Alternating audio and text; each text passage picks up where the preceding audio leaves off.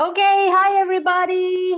How's everyone doing? So surprise, surprise, you were expecting Sheila to begin, weren't you? Well, no, no, no, no.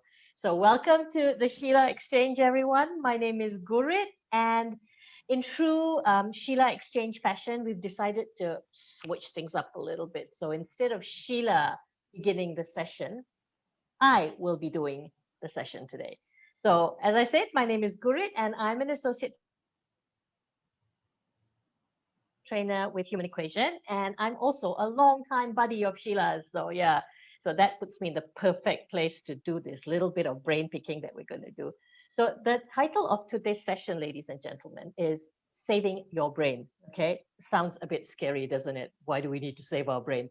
Well, Sheila's going to tell us all about it. So without wasting any time, ladies and gentlemen, I would like to welcome to our segment today, Sheila. Sheila Singam is the founder of Human Equation. She is a multifaceted woman. She's extremely talented. She does a lot of things. But the one thing that I love the most about her is her ability to, to bring people to the place that they need to be. So, in other words, she's a fantastic coach. All right. Now, one thing that she's also developed in this past 1 year, something that she has um, it's a new passion of hers. She paints, so you can see just behind her. You'll see just behind her all those beautiful colored paintings behind her. That's all her work of art. So I want to bring to you Sheila Singham now, and I want to actually start off this session by asking her, Sheila, tell me why this topic? Why are we talking about saving our brains?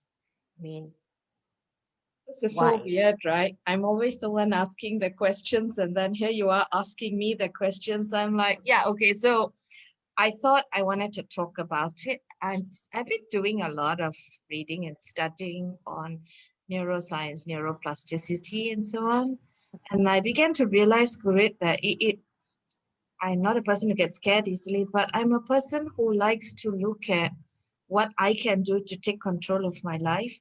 And I'm looking at a lot of old people around me. I've seen an uncle of mine who sort of started to slip into dementia.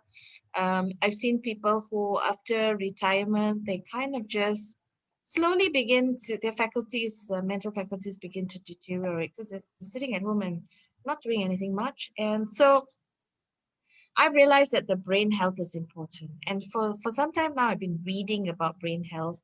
I've been reading books by sort of Dr. Daniel Amen. I've been reading about neuroplasticity. I'm actually now reading a book that says how God changes your brain. And in a way, it doesn't matter what religion you preach, you subscribe to. It's just having a belief in God that changes your brain. And then the other day, everything falls into place. The other day, I had a young man saying to me, Auntie, I don't really believe in God. You know, how you can't see him? How can you believe in God? And then I found this book in my shelves, you know. So the brain health is actually very, very important. Our brains regulate so many of our functions. You know, our brains regulate things like breathing, digestion, all right. So many other functions, our cognitive functioning, our memory, our learning, and so on, speech and all that.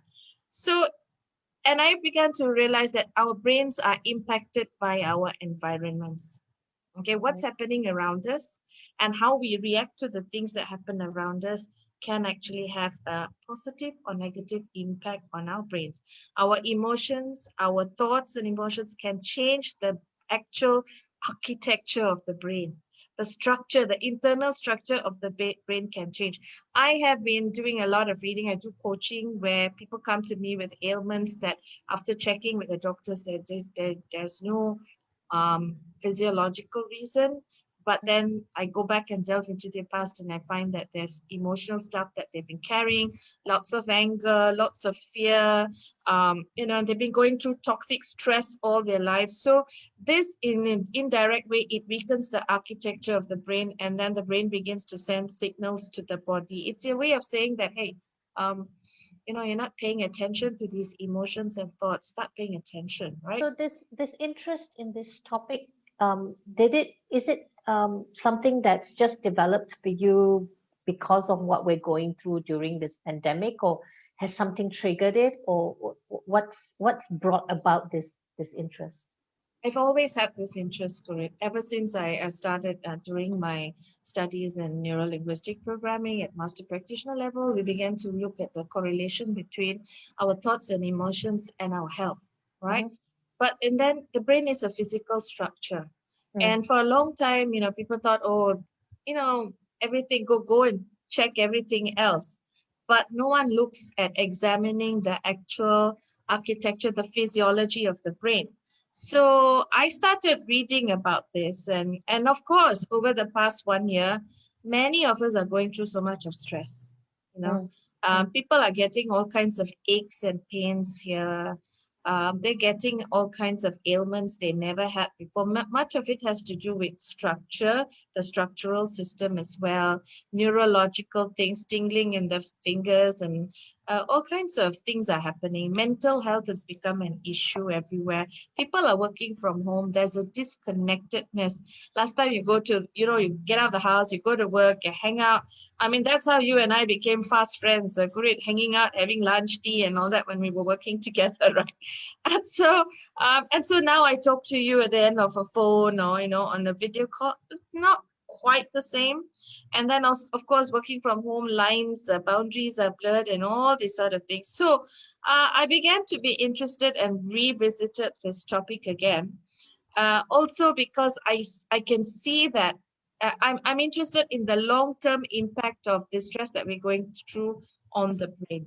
Yeah. So basically, our thought processes, what you focus on, cause neural connections to form that identify with that thought process. So if you're always focusing on the negative, so with all that's happening, right? People be focusing on negativity, fear. Oh, I'm going to lose my job. I can't do much. My business, I can't go out.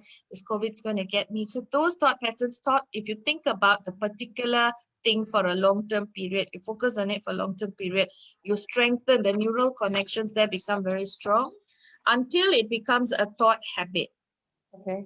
So then that kind of in a way impacts your personality. That's why you say sometimes, they're negative people, they're toxic people. It's because, and it's hard for them to break their patterns because it's already become a part of their brain. So are you saying that when we think, let's say fear, we're afraid of something, are you saying that thought process is actually forming that connection in the brain? Fear thought pattern, fear pattern in your brain. And it's solidifying. In a way, the neural it becomes stronger and stronger. It's like how physically when you do, why did they tell you to perform and act or do something repeatedly over a period of time? It strengthens that until it becomes like a habit. That's precisely what happens in this case. It's the brain, and it becomes like a thought habit. So is that what we call neuroplasticity? In a way, yes, but that's kind of like the negative side of it. Okay, yeah. Okay. So how do we make it work to our advantage? What do we do? Okay, so first you got to understand and accept the fact that your brain is a constantly changing organ. Okay, unlike your fingers or your skin, the brain is very organic, it's constantly changing. Neural connections are constantly being formed and broken. So if you have a particular thought pattern, a negative thought pattern continuously over a period of time, the neural connections in that particular thought pattern are strengthening. That's why it becomes part of your neurology. And that's why in NLP, when we do processes, we deal with the unconscious mind and we try and break the patterns that are neurologically connected and defined. So you need to go to that level. Now, can you change this? Yes. That's why if you start saying today, I don't want to be so negative anymore. I really need to start being positive. And I'm telling anybody here who speaks negatively, has negative thought patterns about themselves, about others, is constantly fearful, angry, worried, you got to change that. Because what's going to happen in the long run, that's going to determine your brain health. And it's actually going to sort of, in the long run, damage the good connections in your brain. So what will happen later on when you do brain scans and all that, you begin to see like a sparseness in your brain as compared to a dense brain. So if you want to break those thought patterns, it needs to be a conscious way of doing it. Okay. I mean, if you find you So that cannot, was going to be my next question, actually, because okay. we all know that we need to stop this cycle of negativity. We all know that we cannot keep being worrywarts about everything and, projecting our fears onto other people and things like that. But the question is, how do we stop ourselves? How do we use this knowledge that we have now got about the effect of it? How do we work it? How do we translate it into practical advice for people? There's several ways. One, of course, get someone, go see a coach and sort of break down and eliminate all those limiting beliefs and negative behaviors that are sort of embedded in your unconscious mind, which are directly impacting the architecture of your brain, in a negative sense. I have seen, there are a lot of people who are very negative, very fearful. They seem to be more predisposed towards old age, dementia, and deterioration in the brain and so on. So what you need to do is, okay, one is go get some coaching. Number two is there's so many programs on the internet now, right? Online now, that way you can go and look at journaling, positive affirmations, go through a meditation process, go through some spiritual, if you believe in God, go through some spiritual guidance, which will help you change the way you look at life and the world. All right. And then start doing continuous exercises. So for me, it's like, okay, every day, let's say, instead of focusing on what's going wrong, focus every day on finding 10 things to be grateful about, write it down. Even a simple pattern like that can cause you to focus on the positive and weaken the neurological connections for the negative thought habit and start forming strong neural connections for the positive thought habit. Okay. Okay. So you mentioned just now, you talked about meditation and you also said about prayer. So, what is the importance of prayer? How does this actually help us? Yeah, it's so interesting. So whatever you conceive God to be, the very act of meditation or religious rituals or prayer and all that sort of thing, it really does impact specific areas of the brain. Mm-hmm. All right, it impacts specific areas of the brain. So it sort of slows down the activity of the amygdala. The amygdala is that small part of the brain which is very conscious. I'm doing a bit of reference here. It's very conscious. It's very much related to your emotional health. Okay, how Okay. you handle your emotions. It's the fight or flight part of the brain. Mm-hmm. All right. So what it does is that it's the one that controls anger. So the more active that is, the more you have the fear and anger and so on. But if you look at that part of the brain that actually is related, very strongly related to prayer, it's the anterior cingulate. So when you do meditation and prayerful practices, read your holy book, do your prayers, it allows you to, it raises the activity of the anterior cingulate. When that happens, the amygdala activity goes down. So it allows you to experience God as loving and compassionate because it decreases anxiety, fear, guilt, and anger by suppressing the amygdala. Okay. Does the prayerful practice need to be like, do you actually need to be doing it, or is the simple fact of listening to prayers, does that help as well? Yeah, I mean, if it's it puts you into like a meditative state and all that, sure it does. Sometimes you have certain religions, they repeat certain phrases Mantras and and things like that. mantras or Yeah. certain phrases, or if that sort of calms you down, you feel that it calms you down, then yes, it is activating your. But then of course you don't just jump in like 1 hour, 1 minute here, 1 minute. There needs to be a consistency because everything is a pattern. Yeah. Okay, that's interesting. Okay, having heard all that you've said now, um, You mentioned about people who go through dementia, and that people who are, it's been proven that people who are constantly complaining or have that negativity, it's easier for them to slip into that dementia mode, right? Um, my question is, having heard everything that you said, is it really possible to save our brain? Because isn't it also proven that age actually deteriorates our brain cells? Okay, that's the common theory. But my point is, it doesn't have to. Right. Okay. Why does age deteriorate your brain cells? Because there are a lot of people who are told after a certain age they need to retire. I've been asked many times, when are you going to retire? I said, I'm probably going to die standing and working, because after reading all of this, I realized that the constant stimulation of the brain by doing things is what keeps your mental health going. So why is old age? Yes, everything slows down in old age. Your physical cells and all that, organs get tired and so on. Similarly, also to a certain, I'm not saying there isn't a slowdown in brain deterioration. There is a slowdown in brain health. There is a deterioration, but doing certain things can reverse that. You can actually prolong that, that point where you come to, being, it deteriorating, because it all boils down to this whole thing called neuroplasticity. When I first heard about this, I was like, cool, I got a plastic brain, right? In a way, that's what it means, the ability of the brain to stretch and reorganize the architecture.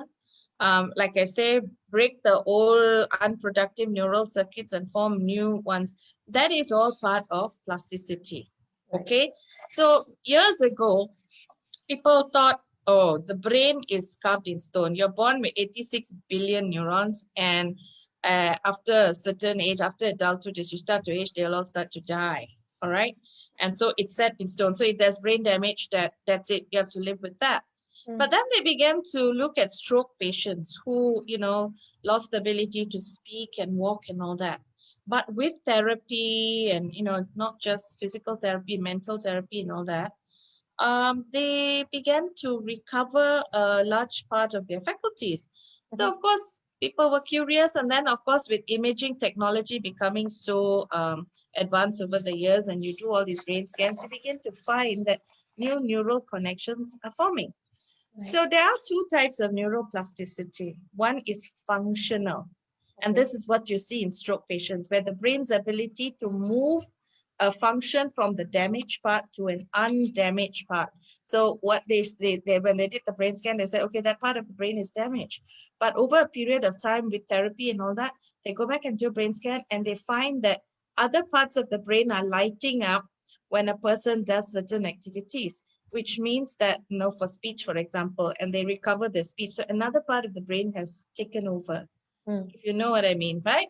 And the other type of neuroplasticity is called the structural neuroplasticity. This is the ability to actually change the physical structure.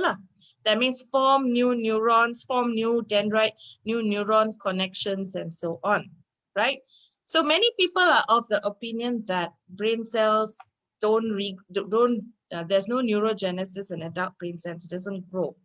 But the point is that it does occur in adult brains. Research has shown that it happens in the hippocampus area and in the amygdala, which processes the emotional memories. Okay. That's interesting. So, why should we, people like you and me, how is this going to benefit us? This what we know now about neuroplasticity, the sharing that you've done with us. Why should this interest us? Why should we start taking care of our brain health? Why should we be interested in neuroplasticity? Why should we take specific actions and behaviors to jaga our brain health and enhance the neuroplasticity and the neural connections and so on? Okay, first of all, it increases cognition and intelligence. Yeah, the more neural connections you have, that are related to more experiences in life and more learnings, and the more things you do, the more active a lifestyle you have, more neural connections you have for that particular activity and thought pattern, which increases your cognitive ability to think, see the big picture. And so today, intelligence is not just about an IQ, right? It's also about EQ and SQ. So doing this taking care of that, promoting the neuroplasticity of your brain will take care of all of these, not just your IQ. So can you become cleverer? Yeah. I mean, you and I know, I mean, you start something and then you don't know how to do it, and you keep doing, you become very good at it. It becomes like part of your unconscious competence. Okay, that's all to do with neuroplasticity, because that pattern is already formed and set lah, right? Okay, the next thing is it protects against neurodegenerative diseases like Alzheimer's and Parkinson's. Okay, that's really important. Yeah, it does. It does. So brain scans have shown that people who, like in their 30s and all that, had a predisposition for Parkinson's, right? That it could be coming. But when they were put onto a sort of program of, encouraging neuroplasticity, being active and all that, they never got it. Okay. Right. And the next thing is that it mitigates aging. So you asked about aging earlier. Can we really stop it? Can we stop it? No lah. I mean, if we could stop it, I would have be the first one to stop it and like eternally be like 40 years old, but that's not going to happen. So I would love to be that and, have the physique of a 30-year-old and all that, but ain't happening. My body is telling me that, Sheila, you're getting a bit old, but I don't have to let that happen to my mind. I can mitigate the aging. And when there is aging and that slowing down, a deterioration of your brain neural connections and all that, that is what causes a reduction in cognitive functioning. So old people don't have to become forgetful and don't have to stutter over their words and all that. I mean, you and I know there are a few 90-year-olds out there running around in the country who are like seriously pretty sharp, too sharp for their own good. Don't also we some all? of them, yeah. So I mean, how do you think that they are there, that running around relentlessly, tirelessly, and yet there are other 70-year-olds or even people who have retired at 65, 70, and then they're all like slowing down and all that. So yeah. I think just to add to what you said, I mean, I think I personally have had that experience with, in the older days, the retirement age was 55, 56, right? And I remember my dad retiring at that age, but he was still doing stuff. Mentally, physically, he was still very active. His brain was still very sharp. But the moment he was forced to retire at that early age, you could see that he was starting to deteriorate.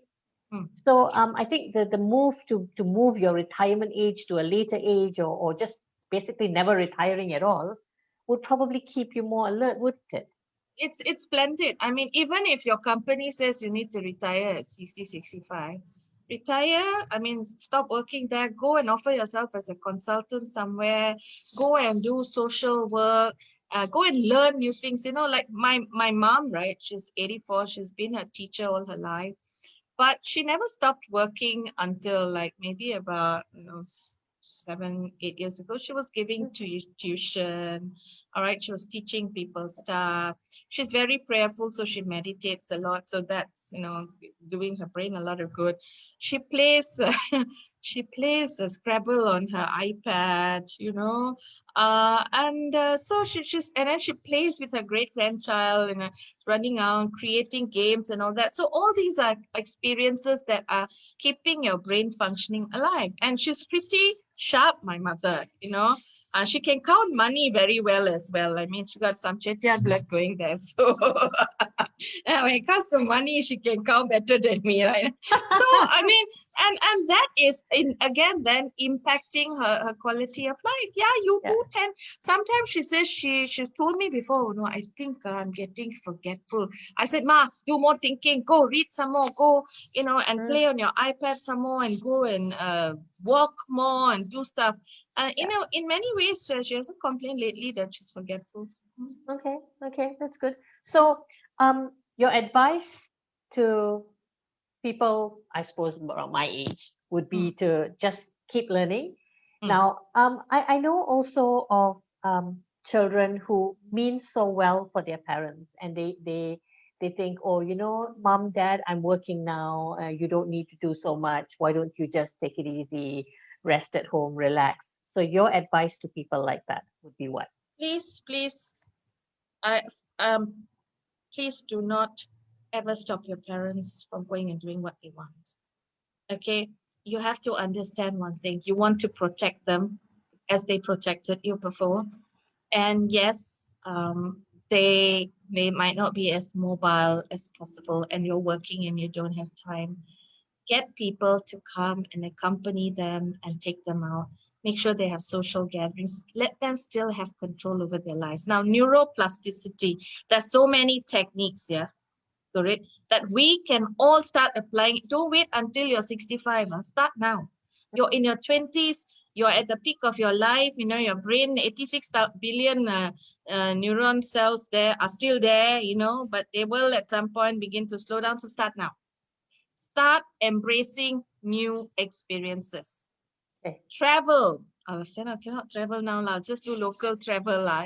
But once the borders are open, at least make it a point to travel to new places. Now cannot travel, at least go cuti Malaysia, experience new places, eat new things. Okay. Eat new things. Foods with a lot of texture. Now, when you have children, babies and all that, make sure you give them food with a lot of texture. That actually helps with the neuroplasticity. Okay? Yeah. Try new things. Always go try new things. Okay, so if you cannot travel now because the borders are closed, travel to your workplace in a new route. Don't always take the same jalan. Take another jalan. Okay? So, and next thing is to keep learning. People said to me, "Wow, you got so much time. Over the past year, I think you learned so many courses." It's like I did about almost 10. I've just signed up for another 2 or 3. So, and then yesterday I was talking to somebody about another course. He said, "Why?" And I'm like, because I need to keep my brain in a state of neuroplasticity. I need to keep that neural connections going. So keep learning until you die. All right. A new musical instrument. Always wanted to learn to play the piano or guitar. Start now. Okay. A new subject.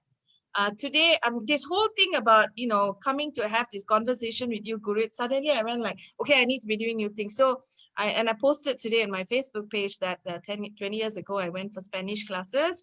Alas, there were no Spanish people to talk to here. I kind of lost it. But today I found this book, Spanish in 30 Days for Travelers. And I went and looked at it and I could remember a lot of stuff. And so I guarantee you more connections are going, right? Fantastic.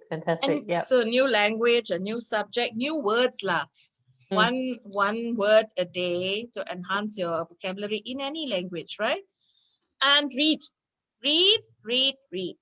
And one thing I do now is when I read a non-fiction book, I make notes. I make notes about what I read. And it's very useful to me so that next time when I have to do a lecture, whatever, I have it at hand. But it's also about that. Do artwork. As you can Get see, creative. Yeah, during the pandemic, I discovered the artist in me, and because the sort of repeated activity. So when you do repeated things, and get into a meditation, they call it the flow state, right? When you're creating the flow state, that's also very useful. Dance. Now is the time. No need find partner. I'll go put YouTube videos, learn some dance step. That really generates, been proven when they do brain scans to regenerate neural connections. Exercise is great. That's why I'm lazy. I hate exercise, right? But about 2-3 months ago, I said, okay, Sheila Singam, you want to slow down that brain deterioration, better start. So now every alternate day, I do like 3 to 4 kilometers. Good. Yeah. And then do non-dominant hand exercises. So if dominant hand is your right hand, start learning to do things with your left hand, you know, like comb your hair with your left hand, brush your teeth with your left hand, write with your left hand, and so on. Intermittent fasting is very good. All those who just finished Lent, probably I tell you, your brain connection sort of strengthen a bit if you fasted. And those who are going to embark on the month of Ramadan this month, Yes. So yes, fasting helps. Okay. your brain connection after Ramadan, buat betul-betul, you're going to be smarter. Okay. And of course, little things like juggling, meditation, mnemonics. You know what mnemonics are? Like when you Yes. put things, just start taking phrases and putting them into mnemonics. All of these mental things help. Sudoku, crossword puzzles, all that helps, right? Mm. Okay, Right. fantastic. This is really, really good advice, Sheila.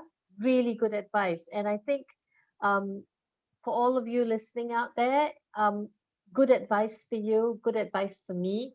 I need to start putting some of this into practice. Come learn Spanish with me. I've Learn always Korean. wanted to learn Spanish. Spanish is such a sexy language, you know. Isn't I it? used to watch this Spanish dramas and I used to pick up a few words here and there. And I told myself, you've got to learn this language, woman. I think it's sexier than French even. So yeah. So you know what? I just might take you up on that.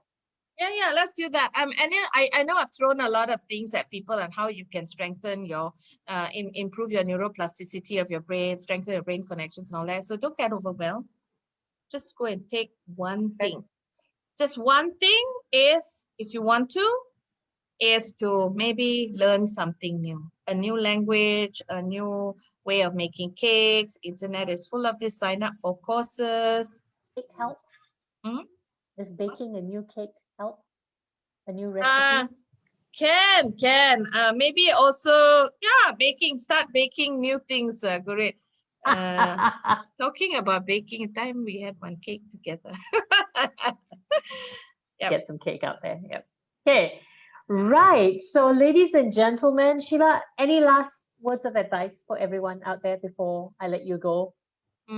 You know, sometimes people tell us things. Sometimes we listen to the conventional wisdom. This whole thing about neuroplasticity is also learning. I'm still learning. I'm not a neuroscientist, but when I learn something that's really good, where there's evidence, okay, I would really like to share it. And I encourage every one of all of you here to take control of your brain health today. You can do this. You can sort of increase the neuroplasticity of your brain. And if you have been in a negative cycle because of what's happened in the past year, please start breaking those thought patterns and getting yourself into a program somewhere, somehow, with a coach online, where you start breaking those negative thought patterns, letting go of those negative emotions and limiting beliefs, so that you can restore your brain health.